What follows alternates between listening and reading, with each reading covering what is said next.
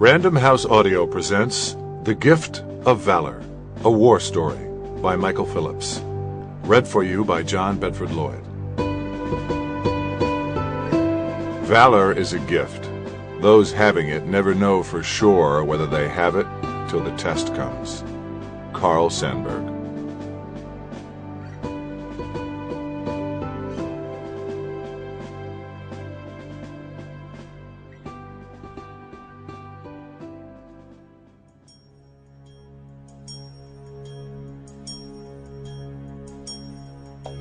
Chapter 1.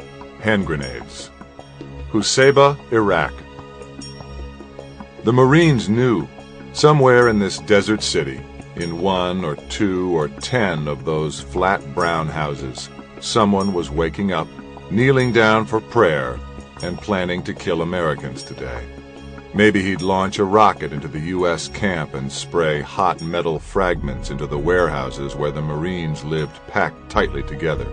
Perhaps he'd rig an artillery shell to explode along the street where an American patrol would pass in the evening. He might load explosives into the trunk of an old Toyota and press the gas pedal to the floor when the Marine sentries opened fire at the camp gate. Or would he just crouch behind a wall with a machine gun and wait? From inside the fortified camp, each Marine looked out at the angry city of Husaybah and wondered when and where and how, and whether he'd measure up when the time came. So it was that in the spring of 2004, Corporal Jason Dunham sat behind the razor wire and sandbags, wondering what he'd do if today was the day someone in Husaybah woke up, grabbed a hand grenade, and set out to kill him. Raised in the village of Scio, New York, the easygoing Corporal Dunham stood 6'1", with a bodybuilder's chest and an infectious, lopsided smile that disarmed wary young women and crusty old sergeants alike. His temples were shaved close in the Marine style, and the top of his head was covered by a dirty blonde burr so short that it erased the cowlick above his forehead. Inked into his right arm was the tattoo he got during boot camp 4 years earlier. A skull wearing a military helmet emblazoned with the eagle, globe, and anchor Marine emblem. On his left arm was a black skull with fangs, and on his chest a spade from a deck of cards overlaid with a skull gnawing on an 8-ball, a souvenir of the years Dunham spent guarding a submarine base in Georgia before he was sent to Iraq. The 22-year-old Dunham was, in the eyes of his fellow Marines in Kilo Company's 4th Platoon, the poster child for the Corps. Yet he had been in the combat zone just a few weeks, and so far hadn't experienced that moment of fear and elation, resolve and doubt that came with taking another man's life. As the leader of an infantry squad, he had 9 other Marines under his command, yet he had never had to decide which of his friends to send toward the sound of gunfire and which to keep safer in the rear. It was an interval of uncertainty, when young men hoped their cocky war tattoos were more than just decoration. Inside Camp Husaybah, the men of 4th Platoon slept side by side on narrow cots, their only privacy a thin mesh of mosquito netting or a draped poncho, their only reminders of life before war what they packed in their sea bags. Dunham brought a blue Yankees cap, a dartboard, and a folding chair from which he held court. That day in March, the corporal sat inside the warehouse barracks with his platoon commander, 2nd Lieutenant Brian Robinson, and guided the conversation to a favorite topic: how to deal with an incoming hand grenade. The Marine Corps published manuals that covered almost every eventuality in warfare, but had no formal advice for grunts, the Marines' affectionate term for infantrymen, who found themselves on the receiving end of a live grenade. Each man had his own pet theory, and Corporal Dunham unveiled his for the lieutenant. If the Marine managed to cover the grenade with his helmet, Dunham said, the helmet's bullet-resistant Kevlar material would blunt the blast. I'll bet a Kevlar would stop it, Dunham said. Brian Robinson had taken command of 4th Platoon just before it shipped out for its 2nd tour of duty in Iraq in February 2004.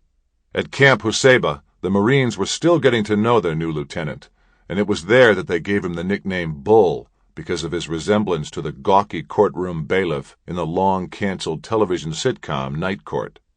When the conversation turned to hand grenades, Robinson, assistant manager of the building materials department at a Wisconsin home improvement store before he joined the Marines, thought back to photos he had seen at the Marine Corps School for freshly minted lieutenants.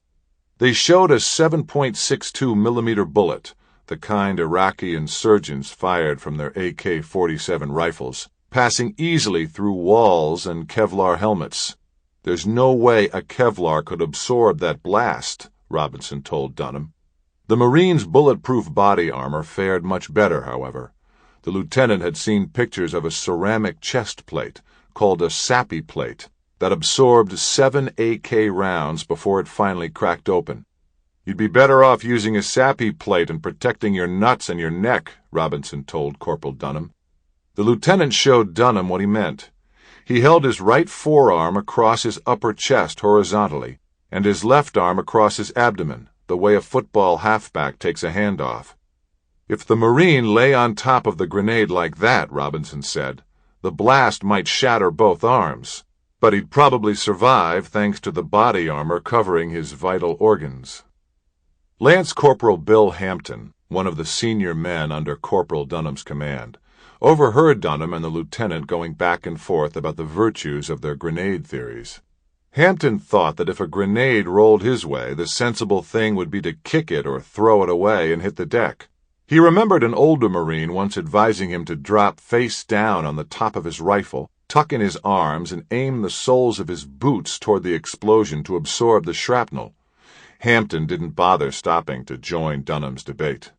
One of the Marines cracked a joke about a lieutenant losing his arms, which caught the attention of Staff Sergeant John Ferguson, the top enlisted man in the platoon, and Lieutenant Robinson's steady right hand. Ferguson was a stocky, serious veteran of both the intervention in Somalia and the invasion of Kuwait. From boot camp on, Marines were taught that their worst possible failing would be to let down the men beside them, and Ferguson, a 30-year-old from Colorado, had already experienced the nerve-wracking responsibility of leading men into places they might never leave. The idea that a helmet would contain an exploding grenade struck him as naive. "It'll still mess you up," he warned Dunham. "What about the helmet and the SAPI plate?" the corporal countered. "It would increase your chance of surviving, but I don't think it would work," Ferguson said. Dunham persisted. "I think it would work."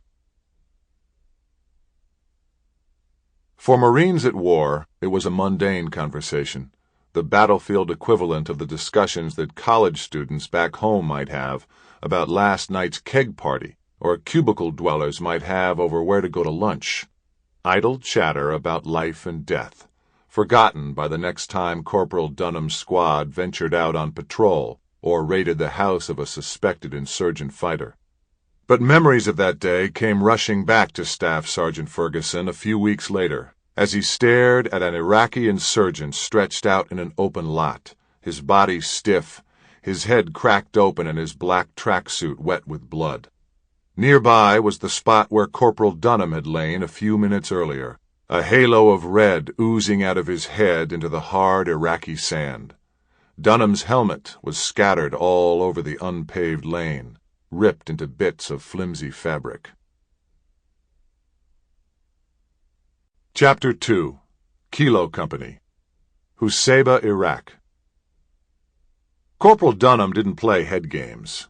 Life for the new Marines, the young guys still in shock from boot camp, was already tough enough, and Dunham didn't see the point of making them even more miserable just for kicks. But Jason's was a minority view, and it was a time-honored practice in the Marine Corps for senior enlisted men to mess with the minds of those under them. Marine commanders had in recent years tried to eliminate dangerous hazing rituals and had prohibited, among others, practices referred to in Marine Corps rules as wetting down, flopping, psychological sit-ups, pink bellies, thrashing, ordnance kisses, and Beretta bites.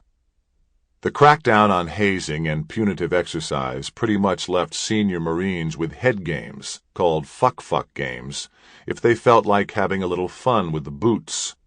The commander of Dunham's battalion, Lieutenant Colonel Matt Lopez. Sample complete. Ready to continue?